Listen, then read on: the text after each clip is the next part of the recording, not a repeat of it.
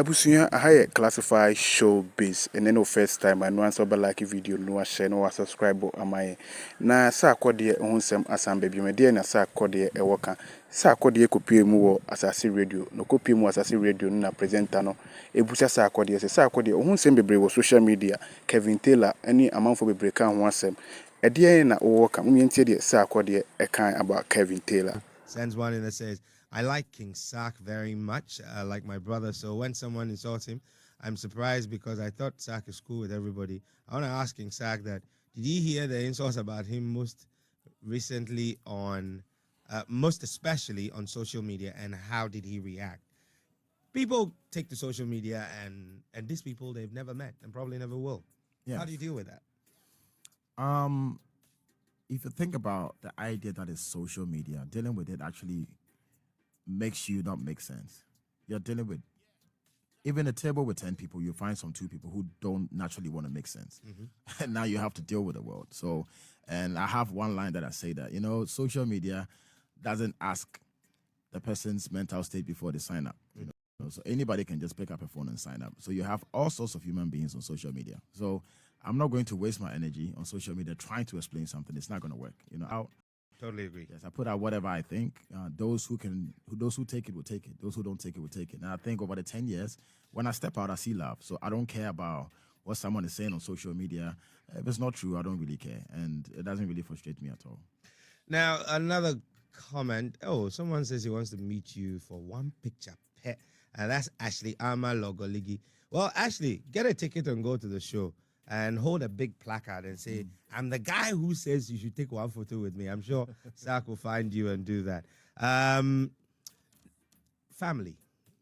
You kept mentioning your mom. Yes. Tell me about the relationship with her.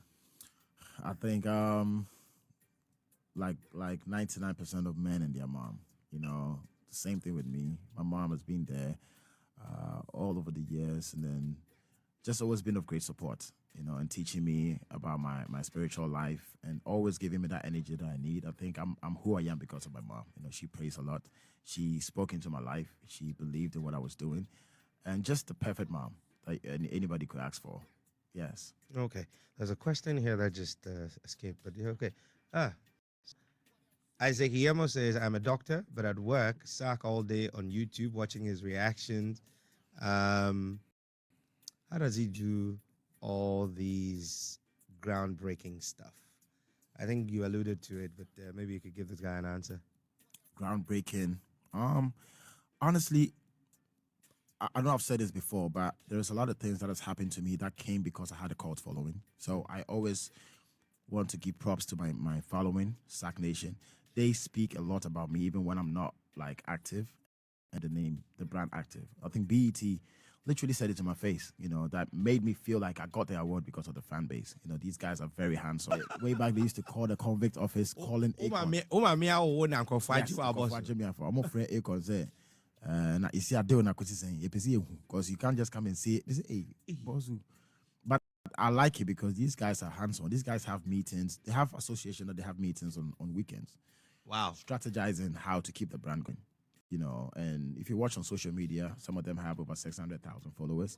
So these guys make anything happen. I don't have to work as much. I can have time to work on the music. Marketing-wise, trust me, a lot of deals that I got came from the fans, wow. Because somebody would tweet something. I got my Vlad interview. Vlad is like one of the best hip-hop interviews you can ever do as a hip-hop artist. And I think Vlad wanted to interview somebody. And then my fans flooded under his post. He didn't have any choice than to reach out. Wow. So I think most of these groundbreaking stuff that I do comes from Sark Nation. They prepare all those things for me easily. There's a thing I'm not going to. I beg you. The New Day song, created a whole situation. I mean, you did something else. I think it was in 2014. Yes. And since the New Day song came out, everyone sort of tagged you. A politician or playing politics with your music. Yes. What's your position on that? I think I don't know if it's recently, but I kind of came to an understanding that there are 2 types of ears in Ghana. We have the regular ear, we have political ears. So who you're speaking to, and unfortunately the masses, there's a lot of political ears in there. So now you can't say something about anything, you know. So, and the thing is, when somebody has a political ear, whatever you're saying is still a lie. That is why I don't come to explain. So I'd rather still say it and say whatever I want to say and get away from it. Whoever wants to take it the other way, that's up to them, you know. Because people's issue was, or is, they feel like you did a certain song targeting somebody, which, if you ask me, never was that the case. I'm so green in politics that if you ask me who is this person, I don't even know if he's a minister or this guy. This guy is this. I have no idea who they are. I just relate with people. So when somebody speaks, I don't know whether he's NDC or NPP, but if he's saying something that I can relate, I like the person. That's all I do. So when I was talking about inflation and masses, it's how I felt at that point about Ghana. And I'm that type of person. I think you should know that when the questions you're asking me, I'm inspired. I feel like I want to do something. Yeah. And it's not because it's targeted towards somebody. When I said Aban, in my head, whether you believe it or not, I know the political ears don't hear it like that. I'm not talking from that. If I say Aban, it's anybody who is in governance. So at that point, if it happens to be you, my boss, then it's going to be directed to you. But they are trying to say that if somebody comes and then I have to go and say to the person, that same song relates today. So if you play masses, you can play it right now. It is still relevant. Right. The lyrics in there can still be relevant. You can still play it. But then they want to play politics with it and go like, oh, Sarkodie, no, you have to speak about this person. No, I wasn't speaking to anybody. I was speaking to governance. Yeah. So the song is still relevant to date, which you can go back to. I don't play music for clout. I play music because I feel like it. I will not wake up and just because I want to trend. I don't do that. I don't need to do that. So a song like Happy Day, if you listen to what I was saying, of course, I'm not going to rule out the fact that I knew it was going to be controversial. It was election year. It's very sensitive to say something like that. But at the same time, I said it. Sometimes that's what I do. I say a line in a song and I'll listen to it back to back. I had a problem. Then some, I'll take it out. Like there's a song I'm about to release, yeah? I can't tell you the lyrics because if I tell you, then it's like, there's a line in there. Why don't you release it here now? Who has it? Let's play it. Let's do it. Let's do a well.